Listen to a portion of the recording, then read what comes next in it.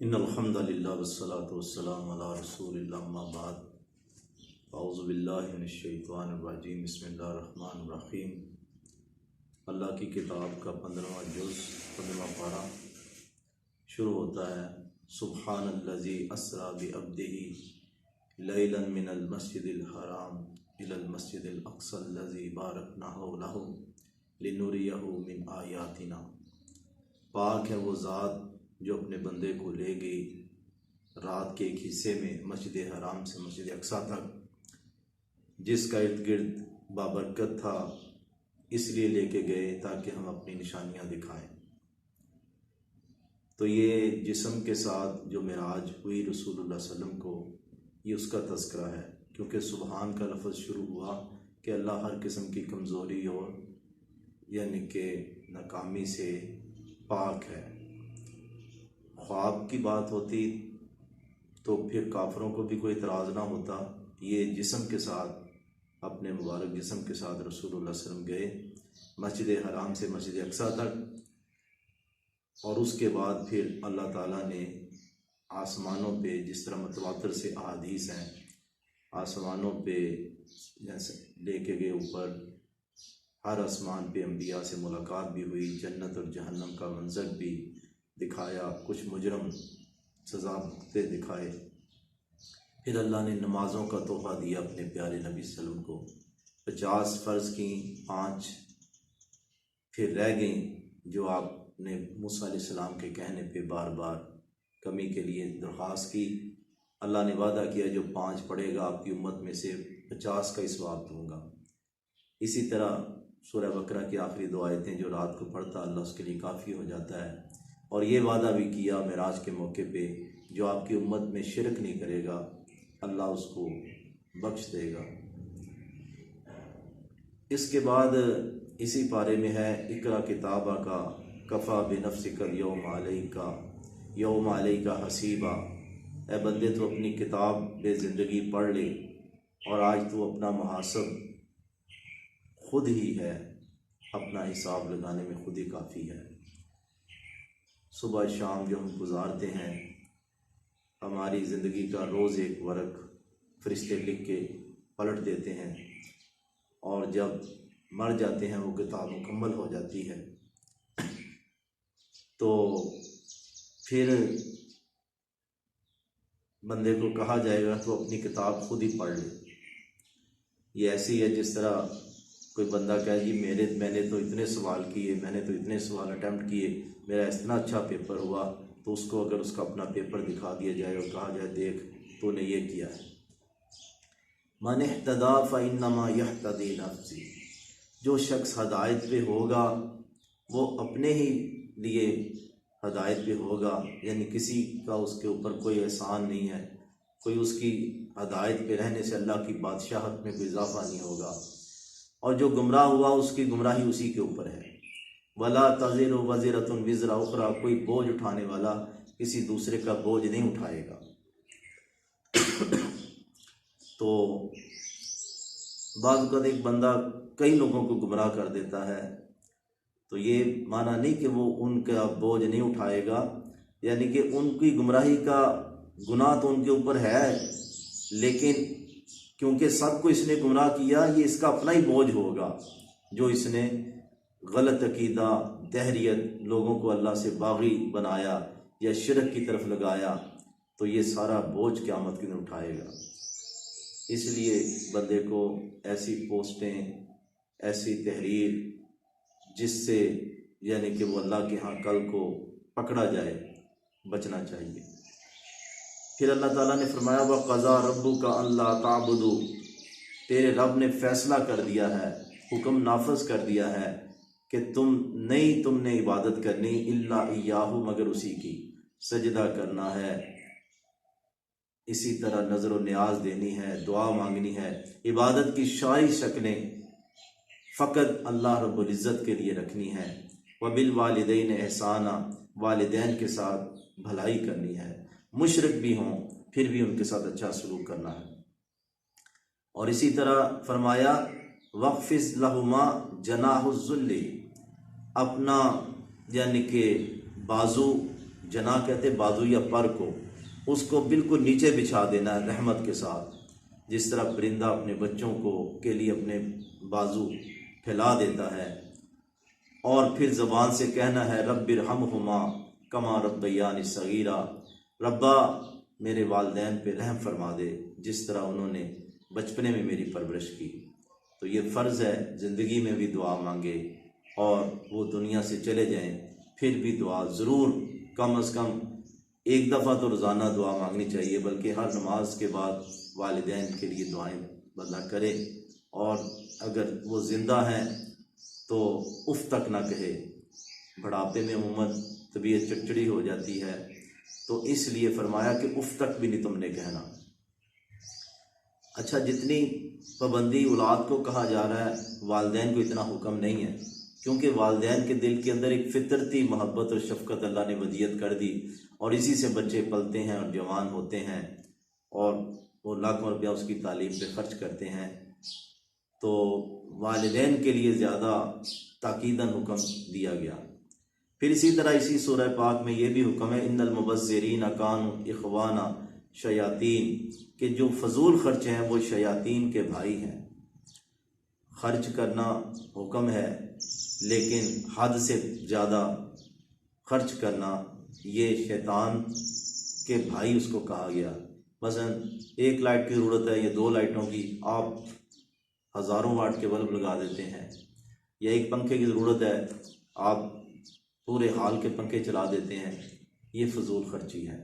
اسلام نے نہ کنجوسی کو پسند کیا گیا، اگلی آیت کے اندر یہ ہے کہ نہ اپنے ہاتھ گردن سے باندھ کے رکھو کہ بیوی بچے بھی دیکھتے رہیں کہ کوئی یہ ہمیں لباس کا، کوئی کپڑوں کا، کوئی کھانے پینے کا، یعنی کہ والد صاحب یا گھر کا سربراہ یعنی کہ ہاتھ جیب بھی بھر رہا ہے۔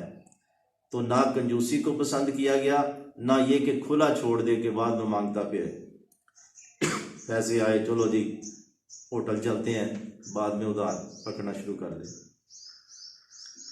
وَلَا تَقْرَبُوا الزِّنَا، یہ بھی حکم ہے کہ زنا کے قریب بھی نہ جاؤ۔ زنا کرنا تو بڑی دور کی بات ہے، زنا کے قریب بھی نہ جاؤ۔ اِنَّهُ كَانَ فَاحِشَةً، فحش کہتے ہیں کہ ایسی بات جو کلام میں یا فعل میں جس کی قباحت انتہا کو پہنچی ہو۔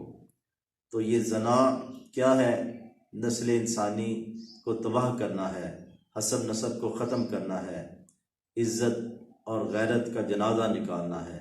تو اس لیے فرمایا کہ زنا کے قریب بھی نہ جاؤ، اور پردے کے احکامات جتنے بھی ہیں وہ عورت کے لیے یا مرد کے لیے اپنی نگاہیں نیچی رکھنی ہے اور خلوت نہیں اختیار کرنی، اور اسی طرح عورت اپنی یعنی کہ پازیب کو زور سے پاؤں کو زمین پہ نہ مارے، یعنی کہ جس سے اس کی خوبصورتی وہ ظاہر ہوتی ہے، اس کی زینت ظاہر ہوتی ہے، ان سب چیزوں سے منع کیا گیا۔ تو اسلام کے احکامات تو یہ ہیں، لیکن ہماری یونیورسٹیاں، ہمارے کالج، ہماری اکیڈمیاں وہ آج یعنی کہ اس راہوں کو کھولتے ہیں جو اللہ نے منع کی ہیں۔ تو اپنے بچوں کو تعلیم بھی دلائیں، اور ایسی یونیورسٹیوں میں، ایسی اکیڈمیوں میں جہاں شرم و حیا کا خیال کیا جائے۔ یتیم کے مال کے قریب نہ جاؤ۔ ہاں ضرورت مند ہے، ضرورت جتنا، مثلا جو یتیم کی کفالت کرنے والا ہے وہ ضرورت مند ہے تو وہ اتنا لے لے، باقی وہ ایک امانت ہے، وہ اس کے بڑھنے تک، جو جب تک وہ بڑا نہیں ہو جاتا تو وہ اس کی حفاظت کرے۔ وَأَوْفُوا بِالْعَهْدِ، لوگوں عہد کو پورا کرو۔ پوری اخلاقیات کی عمارت، بلکہ شریعت کی عمارت بھی عہد و پیمان پہ ہوتی ہے، کہ بندے اللہ سے عہد کیا ہوتا ہے کہ میں تیری غلامی کروں گا، تیری عبادت کروں گا، اور باقی سارے معاملات جو چلتے ہیں انسانوں کے ساتھ وہ بھی عہد پہ ہیں۔ لیکن بدقسمتی کے ساتھ بڑے بڑے دیندار بندے اور بڑے جو نا عہد کی پاسداری نہیں کرتے، فون پہ یا بات پہ کہہ رہے ہوتے ہیں کہ یہ کل کاروباری زندگی میں بھی اسی طرح، بلکہ اب تو میسیج آئے ہیں کہ میں ابھی بیک کال کرتا ہوں، وہ آٹومیٹک ہی ہوتا ہے اور کوئی بیک کال نہیں آتی۔ تو یہ کیا معمولی چیز ہے؟ اللہ تعالیٰ فرماتے ہیں ان العہد کان مسئولا، یہ عہد پوچھا جائے گا قیامت کے دن۔ جن کو ہم کافر سمجھتے ہیں یورپین قومیں، وہ عہد کی پاسداری کر رہی ہوتی ہیں آپس کے معاملہ میں، ٹھیک ہے، مسلمانوں کے ساتھ ان کے معیار کچھ اور ہے۔ پھر فرمایا وَأَوْفُوا الْكَيْلَ، لوگوں پیمانہ وزن پورا کرو، 2 نمبری نہ کرو، دھوکہ نہ کرو۔ اللہ اکبر۔ اسی طرح زمین پہ اکڑ کر نہ چلو، نہ تم آسمانوں تک پہنچ جاؤ گے، نہ تم زمین کو پھاڑ سکتے ہو۔ تو جو فطرتاً چال ہے وہ چلو، یہ دولت کی طاقت کا اظہار چلتے پھرتے نہ کرو۔ وَلَا تَجْعَلْ مَعَ اللَّهِ إِلَٰهًا آخَرَ، اور اسی طرح کوئی اللہ کے ساتھ دوسرا الہ نہ بناؤ۔ جب کائنات کا خالق ایک ہے، مالک اور رازق ایک ہے، پھر سجدہ بھی ایک کو کرو اور ایک ہی کو نفع نقصان کا مالک سمجھو، اسی کا شکریہ ادا کرو، اسی کے نام کی نظر نیاز دو۔ فَتُلْقَىٰ فِي جَهَنَّمَ، اگر اللہ کے ساتھ کسی اور کو تم نے الہ بنا دیا تو جہنم میں ڈال دیے جاؤ گے، ملومن، ملامت کیے ہوئے، مدحورا، دھتکارے ہوئے۔ اسی طرح اسی سورہ پاک میں ہے کہ میرے نبی ان سے کہیے اگر اللہ کے علاوہ کوئی اور بھی الہ ہوتا تو وہ آرام سے نہ بیٹھتا، وہ عرش کی طرف راستہ پکڑتا۔ دیکھیں نا، ایک 2 دعوے دار ہوں ایک حکومت کے، تو اس کی کوشش ہوتی ہے میں اسلام آباد پہنچوں، تو اللہ تعالیٰ فرماتے وہ عرش کی طرف، جہاں اللہ کا تخت ہے، عرش ہے، وہ اس کی راہ پکڑتا۔ تو ہزاروں لاکھوں سالوں سے، کروڑوں سالوں سے ایک ہی رب کے حکم کے تحت پورا نظام چل رہا ہے اور ایک ترتیب کے ساتھ چل رہا ہے۔ اس کا معنی ہے کہ ہر قوم کے جو معبود تھے وہ جھوٹے تھے، اگر وہ طاقتور ہوتا تو وہ پھر عرش پہ پہنچتا۔ یہاں سے یہ بھی اہل علم نے لکھا کہ اللہ کے عرش پہ کوئی نہیں جا سکتا۔ معراج میں بھی رسول اللہ صلی اللہ علیہ وسلم سے اللہ نے الگ ہی کلام کیا، یہ نہیں کہ عرش پہ ساتھ بٹھا لیا۔ سبحانہ، وہ پاک ہے جتنی لوگ باتیں کرتے ہیں، وتعالی، بہت بلند ہے، اما یقولون، جو وہ کہتے ہیں، علو کبیرہ، اللہ بہت بلند تر ہے، اللہ بہت بڑا ہے۔ اسی طرح اللہ تعالیٰ فرماتے ہیں کہ جن لوگوں نے اللہ کے سوا اور مشکل کشا بنا لیے، تکلیف ہٹانے والے، مصیبت دور کرنے والے، وہ سب ہستیاں یبتغون الی ربہم الوسیلہ، وہ سب، یعنی یہ بت نہیں یا کوئی درخت اور پتھر کے یعنی کہ مورتیاں نہیں، بلکہ وہ جو نیک اولیاء، زاہد، عابد اور انبیاء یا فرشتے جن کو لوگوں نے سمجھا کہ یہ کام کر دیتے ہیں، اللہ کہتے ہیں وہ تو خود یبتغون الی ربہم الوسیلہ، وہ تو خود اپنے رب کی بارگاہ میں قرب کی تلاش میں ہوتے ہیں۔ یہ 57 نمبر آیت ہے۔ ایہم اقرب، کون اللہ کے زیادہ قریب ہو جائے، وَيَرْجُونَ رَحْمَتَهُ، وہ تو خود اللہ کی رحمت کے امیدوار ہیں، وَيَخَافُونَ عَذَابَهُ، اور اس کے عذاب سے ہر وقت ڈرتے رہتے ہیں۔ تو جس طرح وہ اللہ کا قرب تلاش کرتے ہیں، اللہ کی اطاعت کر کے، سجدے کر کے، صدقہ کر کے، نمازیں پڑھ کے، تم بھی یہ کام کرو۔ تم لوگ ڈھونڈ رہے ہو اللہ کے قریب جانے کے لیے، اللہ کے قریب جانے کے لیے نیک اعمال ہیں۔